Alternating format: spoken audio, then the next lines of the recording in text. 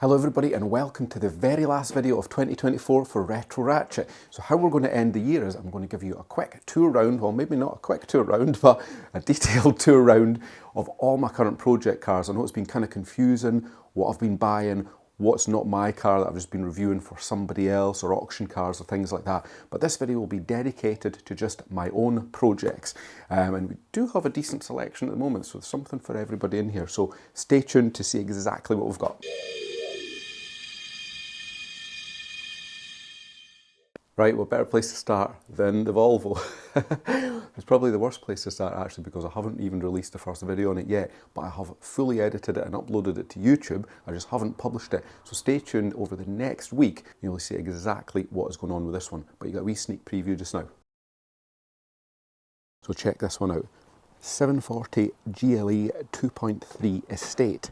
And as you can see, it is not in mint condition. It does have a lovely tan leather interior. So this is going to feature as one of the main project cars for 2025. Getting a wee bit of a sneak preview of what I'm working on at the moment. So anybody that's owned one of these will know exactly what that is, and the pain I'm going to go through sorting it. So what do we think? Yeah, E-Reg 1988, eBay find, fuel injected. Oh, that's another thing. This is 5-speed manual. Car's currently MOT'd. There we go, another sneak preview of what is going on up here. Lovely. So yeah, lots of interesting content on this one. Bodywork is mint, as we can see. Still got its original alloy wheels, but who doesn't like the original 740 Estate? So much more coming in January on this one. Next one you can see scattered in the garden here. I'm not very organised at the moment. Nissan Bluebird 1.6 LX, right? So let's take a closer look at this. Right, what's the backstory in this one? Well, August this year I picked this one up local. Yeah, for once I've not had to jump on a train and go and collect something 100, 200 or 300 miles away from home. But this one's in pretty decent condition now. We've only seen a couple of videos on the channel on it so far. I have actually recorded quite a few more, but I've been sidetracked with Volvo content and KITT content and reviews. So let's take a closer look, see what we've been doing. So yeah, first couple of videos, yeah, we've done a wee bit of a tidy of the interior, but what I've been working on recently, give you a wee preview. I'll get under this bonnet, see if we can do this with one hand. This is not going to be very elegant. There we go, right, we are there. Now, cast your mind back to the very first video. Can you see anything different? Well, it doesn't have a 1.8 turbo conversion, unfortunately. It's still the same engine, but we have done a lot of engine work to it. Right, give you a wee preview before the videos come out. Thermostat's been done, so that's solved the cold running problem. What else have we done? Ah, yeah, we sorted out 99% sorted the slight running issue that I was experiencing with this. There was a wee bit of a hesitation if you're flooring it at 3,000 revs. I'm not going to tell you what it was, but it's actually quite interesting. So there'll be a video coming out on that one soon. Heat shield, yeah, that's missing. I don't think that was an original Bluebird one, so I ripped it out because it was really annoying me. So we're going to try and find another one of those at the moment. And then what I've been doing is giving this very, very detailed cleanup under here. So massive difference under here. There will be a video coming out on that one and I will explain what I have done. Interior wise, not a great deal because the interior was mint. We did have a tiny wee bit of a leak from that sunroof because the car does actually stay indoors. Took it out for a few weeks there and it was a wee bit damp. Now, I've not really done a video on this one, but what I've done is I removed the sunroof itself, took the whole lot out, dried everything off and cleaned all the seals. Now the seals where the glass meets the seal, that was covered in it was just like fine grit and debris probably from over the years. It's probably never ever been removed. So cleaned all that up properly. And then I run a wee bead of sealant, not be able to notice it, but it's on the inside and it's where the seal, where it squashes down and where it goes round the roof. I put a wee bit of sealant round that as well.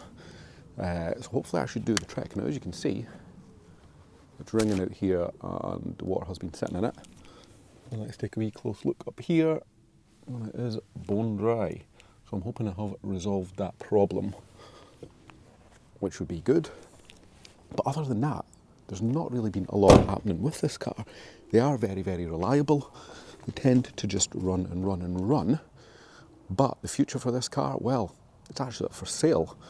Well, I put it up for sale maybe about a month ago. Didn't really get a great deal of interest, which is surprising considering how mint it is.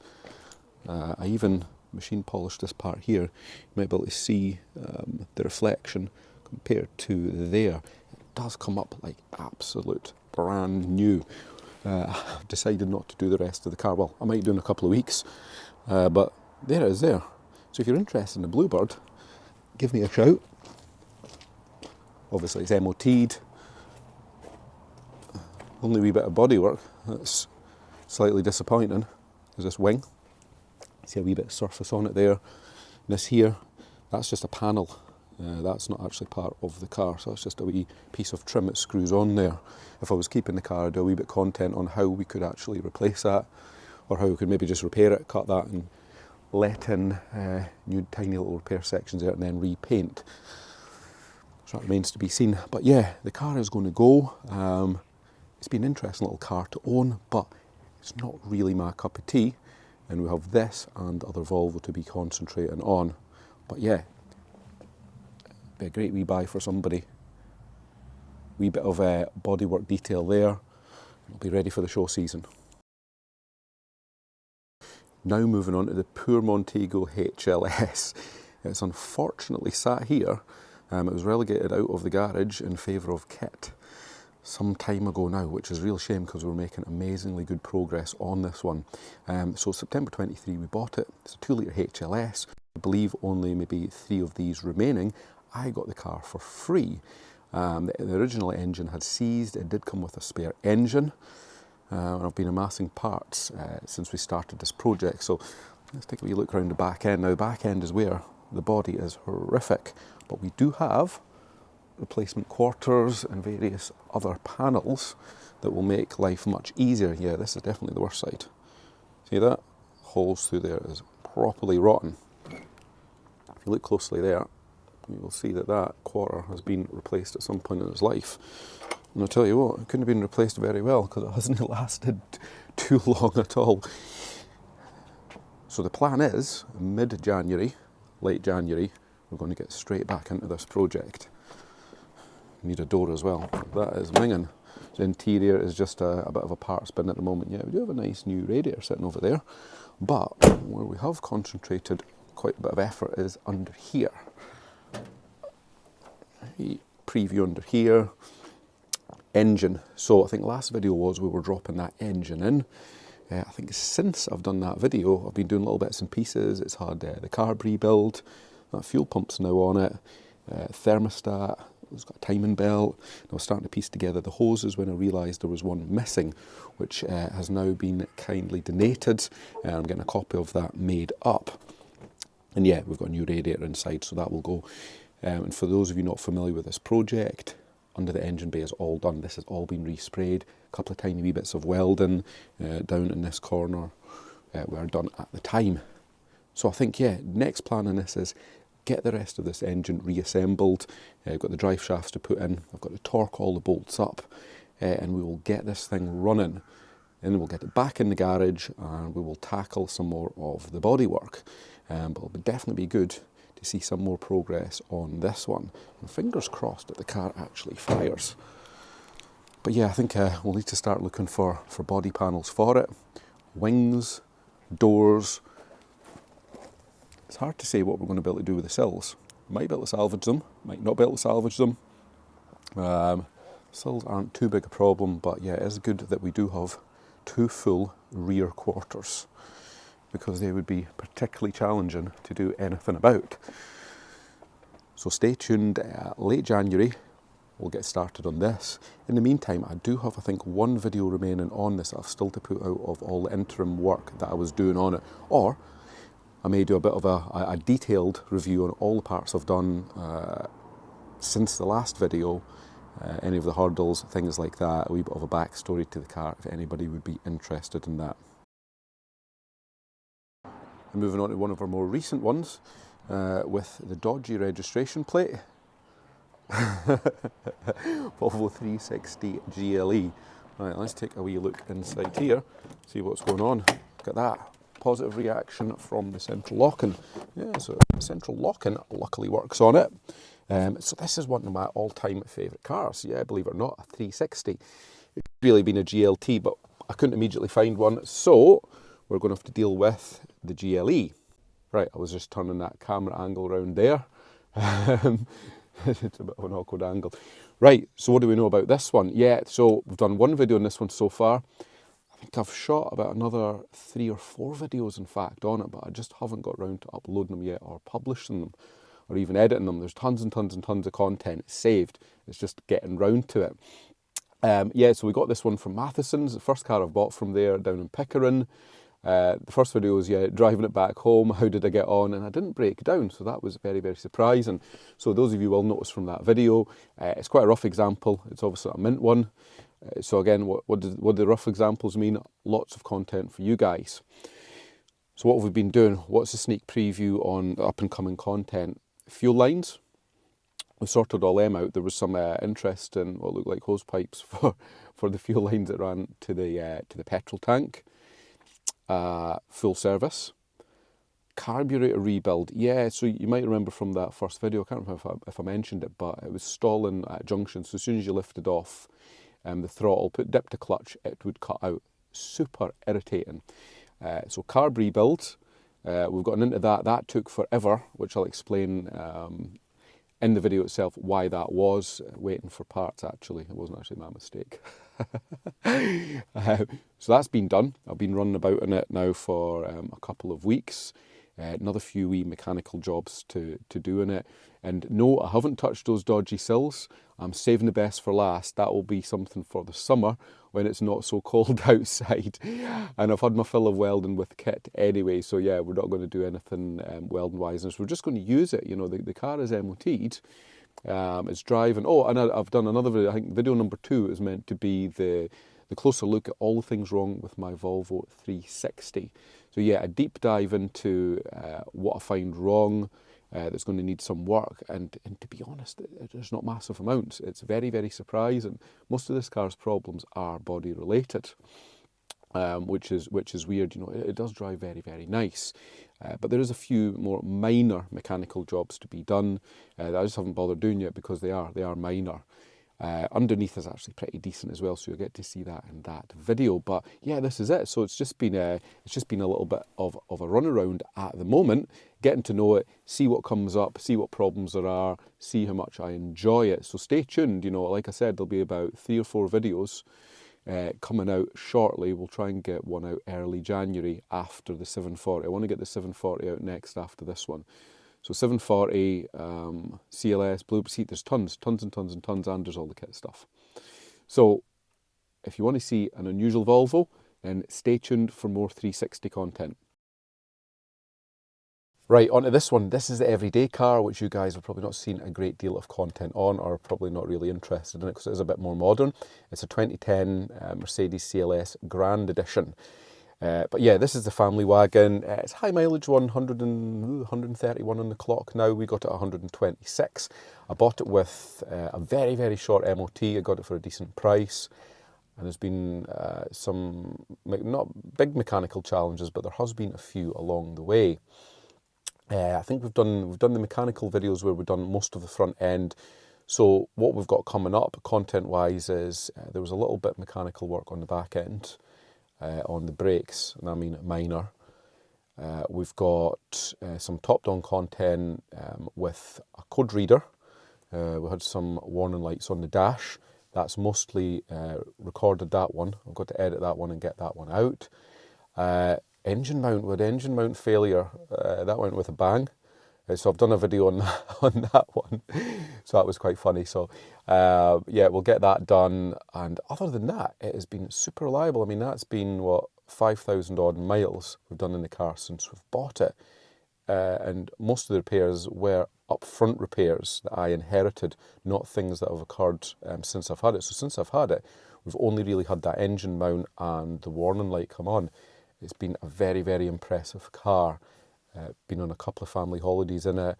Had one trip down to Birmingham as well, so it was about 340 miles each way down to the NEC Motor Show, and it did not let us down. So really pleased with this one.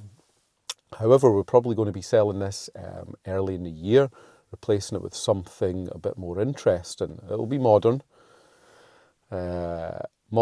faster and a little bit more interesting, but probably not be content worthy for this channel, I wouldn't imagine. But we'll have to wait and see what I end up getting. I could end up getting something unusual. In terms of content still to do in it, I want to sort that front offside wing. There's a wee bit of rust on it.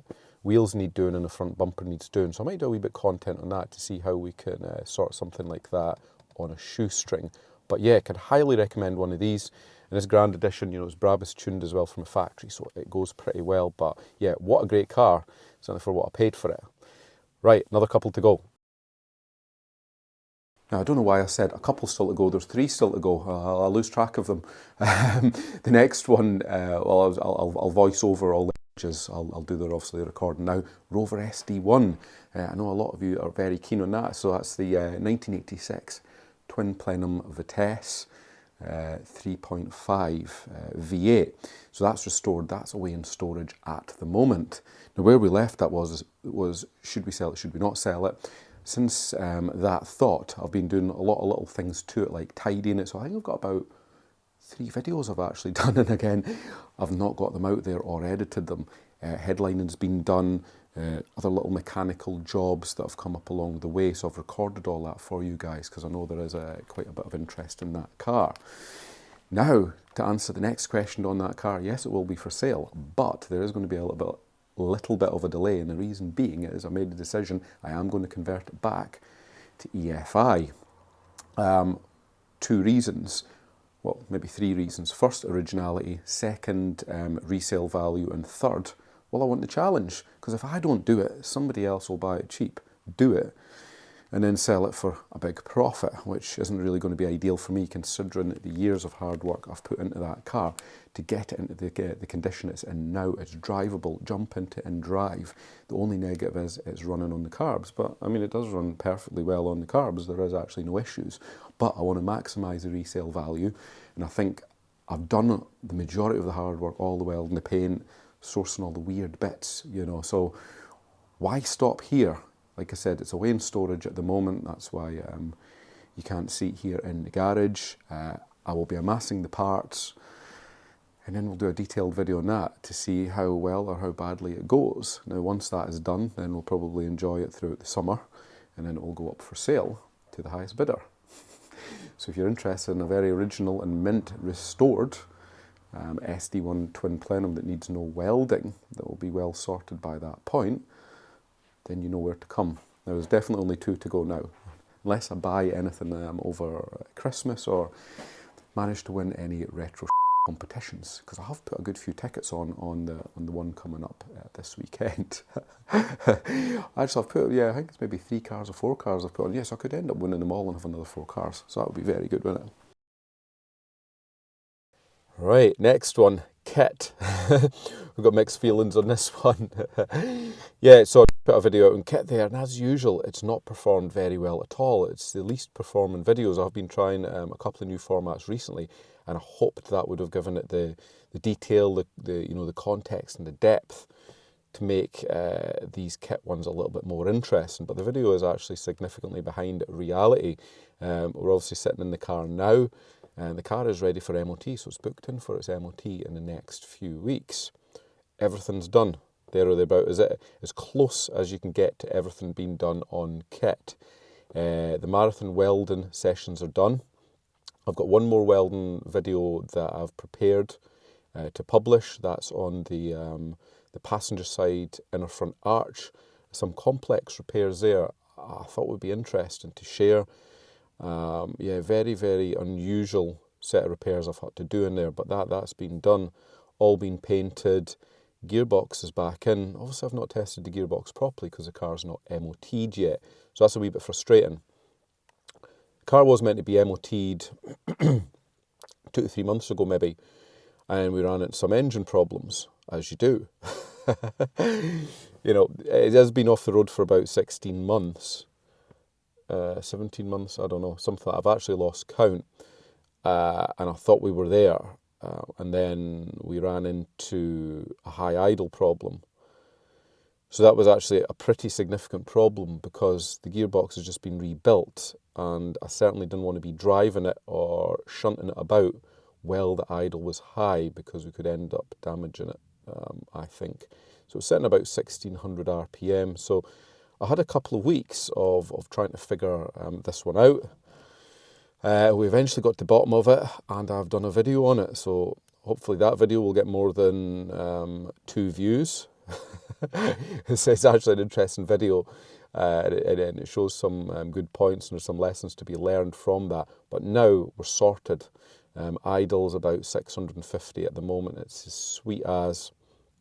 Giving it a full service while we're in there. It's got a new alloy radiator, it's got a heater matrix, it's got some new coolant hoses, it's got new flexible fuel lines. The list goes on. I'll not divulge what went on in the idle issue video, exactly what was the cause, but we replaced a whole load of parts, found another few problems when we were in there, but that is all fine. You know, that's going to make a good video there. What else have we done with it? Obviously refitted everything, wings, bits and pieces like that, but we'll see how it gets on its MOT to see if it needs anything else. An interior is as it is. You know, it's been cleaned up. I did do a video on the interior cleanup because it was just covered in debris from the welding, so it was quite sad to see. But yeah, so hopefully that is us. We're going to get MOT'd, and then we'll run this gearbox in and see how well it performs this time round. So that'll be good to get it out on the road. I'm really, really looking forward to it, and we'll get it to some shows this year with any luck. Now on to the last one, the last and the best, Maestro Turbo. Best 80s hot hatch, or 90s. Can't remember what I said. I think it was 90s I said, which upset everybody. And the last car in the fleet, and my favourite, so those of you that regularly follow the channel will know this is it. This was the dream car for me, the MG Maestro Turbo. So this one I've had since 2013. So yeah, basically nearly all the restoration was covered way before the YouTube time, which has just been the last 2 years, so we've missed all the really exciting stuff. It's been a long journey with this car, and it has been off the road quite some time while I have been restoring it. But yeah, it is mint now. Paintwork, everything done. Has basically been a nut and bolt restoration on this one. I've been using it the last year and a bit, and just going through any little snags, and there is only a couple of tiny little bits and pieces to do, cosmetics and things like that, bits of trim, rear washer, stuff like that. So nothing major. I've got a wee bit of headlining to repair in there as well. I need a driver's seat, and that is about it. Tiny little bit of a boost issue that I need to do a wee bit of digging into, but that's a job for another day. So yeah, this really is just the one to drive and enjoy. And it's certainly been a long slog, but yeah, absolutely love it. You know, it drives so well. You know, it's like stepping back into time, and it is the right colour now. It is black. All the keepers need to be black in this house. So yeah, well, I think I've got another couple of videos that I've done on this that are on the back burner again because the car is done, just showing you the kind of stuff that I've been up to with it. But we'll hopefully get them out, and then next year we'll do a bit of a shakedown video on it. It's over its 1,000 miles now, which means we'll be able to get some proper driving videos to show you what it can do. I think the last driving video I'd done, it was still bedding in, so I was taking it very easy. But yeah, now we can let loose a wee bit with it and show you what the amazing Maestro Turbo can do. So guys, that wraps up the fleet review for 2024. So what do you think? It's quite a varied selection. And as for 2025, well, I don't know. Put in the comments what you want to see. Probably not going to see much Bluebird content. You'll see the stuff that I've done, but the car is up for sale. Rover SD1, yeah, so we'll hit a bit of that fuel injection conversion. That could be very problematic, couldn't it? You know, definitely opening a can of worms doing that, but it has to get done. You know, I just can't sell it in its current state and someone else will do it, and then I'll kick myself, you know, for another few weeks' work, you know, we could get that right back to original.